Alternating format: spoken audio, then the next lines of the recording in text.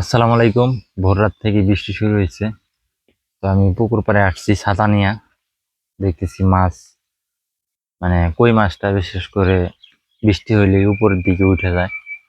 তো এটা দেখতে আসছি কই মাছ উপরে উঠতেছে কিনা। তো বৃষ্টিটা থামলে মাছ ধরবো। এই যে জাল আছে, এই জাল দিয়ে আমরা মাছ ধরবো। বিশেষ করে ছোট ছোট তেলাপিয়ার পোনাগুলা, ওগুলা ভাজি করে চচ্চড়ি করে খাবো। আর তেলাপিয়াটা প্রচুর, মানে পুকুরে এত পরিমাণ হয়েছে, মানে বাচ্চা দিছে। তো জায়গা রাখার মতো পরিবেশ নাই পুকুরে। তেলাপিয়া আর কই প্রচুর পরিমাণ।